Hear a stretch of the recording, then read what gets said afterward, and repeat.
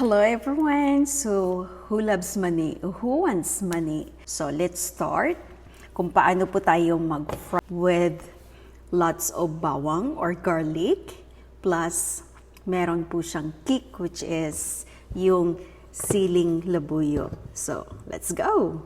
I'll make sure that my EOC is preheated na po siya for about 5 minutes. So, paano po natin malalaman if preheated na yung ating cookware? You just pinch a little bit of water po. So, yan. So, pag once na alam na natin siya nagda-dancing na, makikita nyo po nagda-dancing na yung water. So, ibig sabihin yan, ready to fry na po yung ating skillet. So, meron po akong lots of garlic or bawang. So, ipa-fried ko lang po siya. Okay? So, hindi po nangangailangan si Salad Master ng oil dito.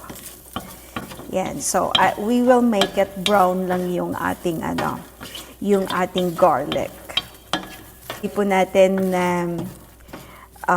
halo-haloin siya or pwede rin po natin siyang takpan for about 2 minutes. Okay? Para maging brown yung side niya and then later on, i-mix natin siya so the other side naman siya.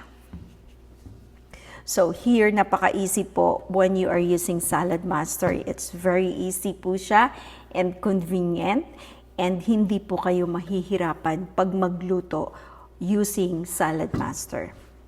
So, mayroon po tayo ritong mani, which is, how many grams is this? I think, it's a 2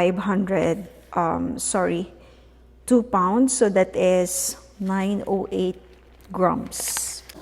Yeah, so bubuksan na natin after 2 minutes. And then, hahaluin na po natin yung ating bawang. Medyo brown na yung bawang natin. So, we're gonna start. Okay? Yan. I'll make sure na yung mani po ay magmimix dito sa bawang and for my siling labuyo. And then, tatakpan ko lang for every 3 minutes. So, kailangan ko siyang haluin ulit. Alright, so let's check our roasted peanut or mani. Look at that. You know what? It's amazing. Kasi instead na lalagyan mo siya ng oil, it seems like nag-create pa siya ng sarili niyang mantika. So, makikita nyo guys, almost nag-separate yung kanyang skin. Perfect.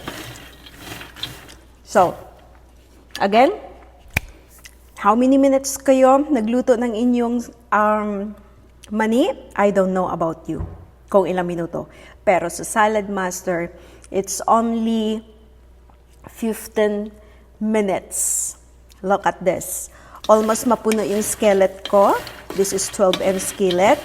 So, tingnan nyo guys. Walang asin. If you want, you can add the salt. So, it's up to you. But ito yung niluto ko, wala pong asin.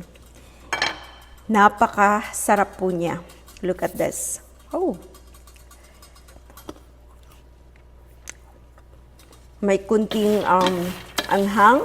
Okay? Napakabango. Oh my goodness. It's amazing po if you have Salad Master. So, 375 Fahrenheit po for 15 minutes. Alright, so palalamigin ko na siya and after that, we'll see kung crunchy yung ating mani. It's amazing. Napakasarap. Iba yung result niya. Okay, bye for now.